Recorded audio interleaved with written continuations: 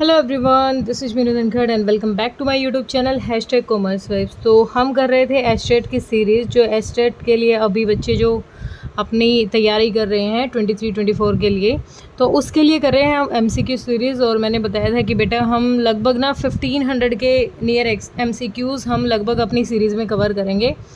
और ये भी गारंटी है कि जो आपका पेपर आएगा इसमें से 40 मार्क्स तो नियर आपके इन्हीं MCQs में से, बल्कि मैं कह रही हूँ सेम MCQ भी आपके मिल सकते हैं। ठीक है, बहुत ज़्यादा सर्च करने के बाद जो अब तक के एग्ज़ाम में आए हैं और अब तक जितने भी एस्टेट में पूछे गए वो सारे क्वेश्चन जितने भी PYQ बन रहे हैं सारे हम यहाँ कवर करेंगे। ठीक है, तो आज ये अपनी सेकंड वीडियो है और इस वीडियो में करेंगे हम अपने 10 क्वेश्चन। कल की वीडियो में हमने 4 ही क्वेश्चन किए थे। तो जो बच्चे नया है वो अपना प्लेलिस्ट से जुड़े, प्लेलिस्ट चेक करें। और सब्सक्राइब के लिए तो देखो बोलना नहीं पड़ेगा, अगर आपको ज़रूरत है तो आप सब्सक्राइब करें, अदरवाइज़ आप डायरेक्ट भी अपनी वीडियोस देख सकते हैं। ठीक है, तो फर्स्ट क्वेश्चन है अपना आज यूनिटी ऑफ कमांड। देखो कल भी मैंने यूनिटी ऑफ कमांड के बारे में बताया था। यूनिटी ऑफ कमांड का क्या मतलब था? वन बॉस क्या था? वन मिशन, कि भाई एक मिशन होगा और उसके लिए एक ही बॉस होगा। तो ये किस ऑर्गेनाइजेशन से रिलेट कर रहा है? तो कल भी हमने पढ़ा था, और बस ये क्वेश्चन की सेंस बताने के लिए कि क्वेश्चन किस टाइप का आ सकता है, इसलिए ये डिफरेंट टाइप से जो क्वेश्चन आए हैं अब तक के PYQ में मैं वो सारे क्लियर कर रही हूँ। तो यूनिटी ऑफ कमांड इज़ प्रैक्टिसाइड क्या कर रहा है? ये कौन से ऑर्गेनाइजेशन से रिलेटेड है? ये है हमारे लाइन ऑर्गेनाइजेशन से। किस ऑर्गेनाइजेशन से रिलेट कर रहा है? किस ऑर्गेनाइजेशन का पार्ट है? ये हमारा लाइन ऑर्गेनाइजेशन का पार्ट है। और मैंने कल भी बताया था कि जब इसका मेन ऑब्जेक्ट क्या होता है लाइन ऑर्गेनाइजेशन का, कि जो भी हमारा हेड होगा यानी जो भी हमारा बॉस होगा वो एक ही बॉस हो। और इसके लिए एक मैंने आपको टैग भी बताया था कि वन मिशन वन बॉस। इसको आपको ध्यान रखना है क्योंकि एग्ज़ाम में सेम भी आपको एज इट इज़ मिल सकता है। ठीक है, तो नेक्स्ट क्वेश्चन है अपना स्वॉट किससे रिलेट करता है? स्वॉट इज़ रिलेटेड टू, स्वॉट क्या होता है? हमारा स्ट्रेंथ, वीकनेस, अपॉर्चुनिटी और थ्रेट्स। ये हमारे किसका? एनवायरमेंटल का पार्ट है। एक्सटर्नल और इन्वायरमेंटल दोनों होते हैं हमारे। तो स्वॉट किससे रिलेट करता है? तो स्वॉट यहाँ पर किससे रिलेट करेगा भाई? स्वॉट पार्ट है हमारा किसका? प्लानिंग का। किसका पार्ट होता है? स्वॉट हमारा प्लानिंग का होता है।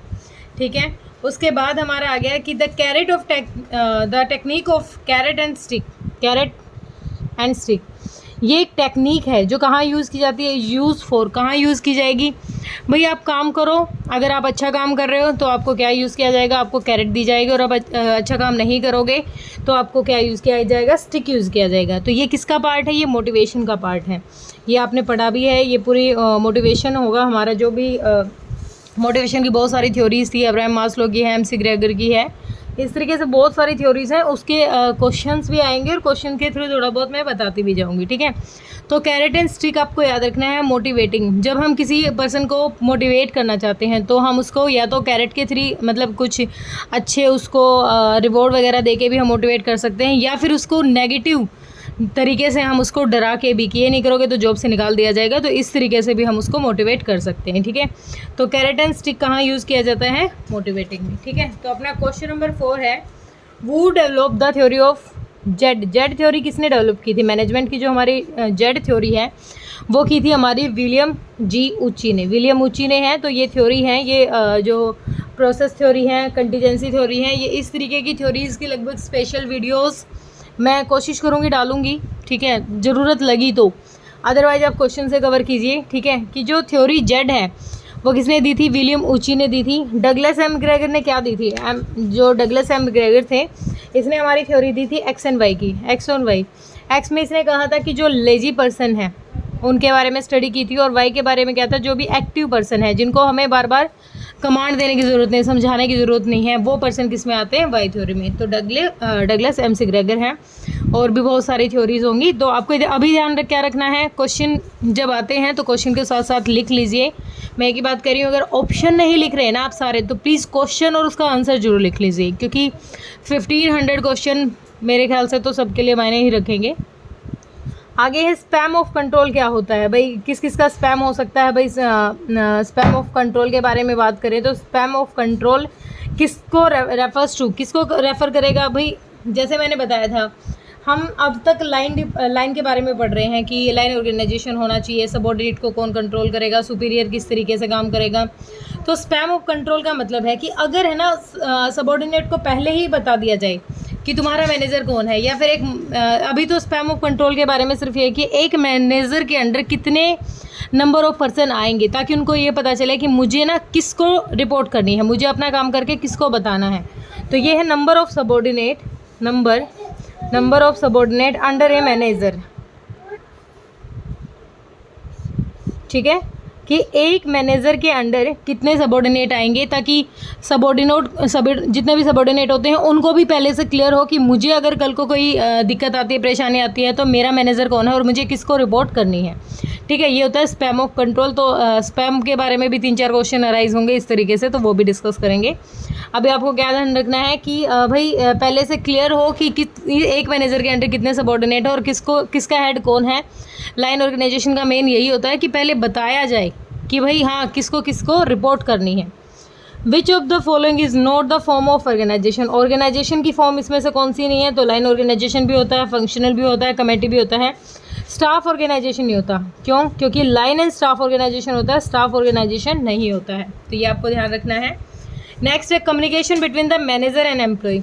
जो कम्युनिकेशन होता है मैनेजर और एम्प्लॉय के बीच में, तो दोनों क्या है, एक ही फर्म से रिलेट करेंगे, एक ही ऑर्गेनाइजेशन से रिलेट करेंगे, तो उस ऑर्गेनाइजेशन के कम्युनिकेशन को क्या बोलेंगे हम, इंट्रास्केल जो हमारा कम्युनिकेशन होता है उसको क्या, वो मैनेजर और एम्प्लॉय के बीच में होगा। अगर एक ऑर्गेनाइजेशन किसी दूसरे ऑर्गेनाइजेशन के साथ मतलब कम्युनिकेट कर रही है तो वो होता है हमारा इंटर। ठीक है, और जो हमारा विद इन द फर्म होता है, एक फर्म के अंदर होता है, वो हमारा कौन सा होता है, इंट्रास्केलर कम्युनिकेशन। और इसका एक नाम और भी होता है, इसका होता है भाई क्रॉस कॉन्टैक्ट कम्युनिकेशन। ठीक है, क्रॉस कॉन्टैक्ट कम्युनिकेशन, ये नीचे लिखा हुआ है क्रॉस वाइज, ये नहीं है, क्रॉस कॉन्टैक्ट कम्युनिकेशन भी इसका एक अदर नेम है। ठीक है, तो अब अपना जो अगला क्वेश्चन है कि इंडियन जो रेलवे है वो किसका एग्जाम्पल है, इंडियन रेलवे। तो जब थ्योरी का पार्ट हुआ था, और इसकी तो शायद मैंने वीडियो भी डाल रखी है कि जो हमारी जब हम बिज़नेस के मोड कर रहे थे, कंपनी का जो मोड कर रहे थे कि कंपनी जब भी क्रिएट होती है तो उसमें हम जब अलग अलग टाइप से पढ़ रहे थे, तो उसमें हमने पढ़ा भी था कि इंडियन रेलवे किसका एग्जाम्पल है, एक डिपार्टमेंटल अंडरटेकिंग का क्या है, ये पार्ट है। किसका पार्ट है ये, किसका एग्जाम्पल है, डिपार्टमेंट अंडरटेकिंग का पार्ट है। Which of the following statement is correct, इसमें से कौन सी स्टेटमेंट हमारी क्या है, करेक्ट है। तो अथॉरिटी कैन बी डेलीगेटेड, भाई authority can not be delegated. मैंने एक मिनट शायद थोड़ा सा गलत लिख दिया, एक मिनट, हाँ ठीक है। तो इसमें से कौन सा करेक्ट है हमें बताना है। तो authority can not be delegated, can not नहीं, कैन, अथॉरिटी को हम क्या कर सकते हैं, डेलीगेट कर सकते हैं। तो ये स्टेटमेंट हमारी क्या है, गलत, हमें सही बताना है।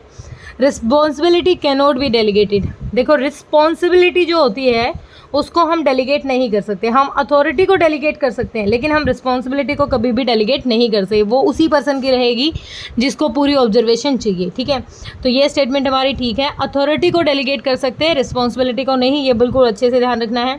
आगे है अथॉरिटी एंड रिस्पॉन्सिबिलिटी, ये तो बिल्कुल ही नहीं बनता, तो क्या ध्यान रखना है, रिस्पॉन्सिबिलिटी को हम डेलीगेट नहीं कर सकते।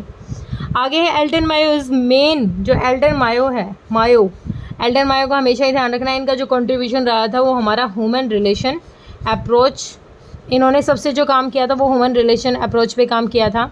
एक हाथरॉन रिसर्च भी थी इनकी, ठीक है, हाथरॉन रिसर्च, वो क्वेश्चन मैं डालूंगी तब आपको क्लियर हो जाएगा।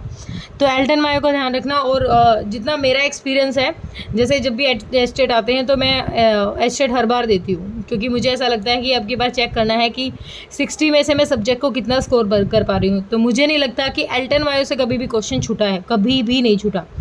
एल्टन मायो का क्वेश्चन हमेशा ही दिया है, या तो वो हाथरॉन के क्वेश्चन के थ्रू डालते हैं, या ह्यूमन रिसोर्स डालते हैं, या फिर उल्टा घुमा देते हैं कि ह्यूमन रिसोर्स किसने दिया, एल्टन मायो ने दिया, तो वो कभी भी घुमा के किसी भी तरीके से पूछते हैं, लेकिन ये क्वेश्चन हमेशा ही हमारा आता है। ठीक है, तो आज की वीडियो में किया हमने अपने 10 क्वेश्चन, तो आई थिंक अच्छे से समझ में आए होंगे। कोई दिक्कत कोई परेशानी होती है तो आप कमेंट सेक्शन में डालिए बेटा।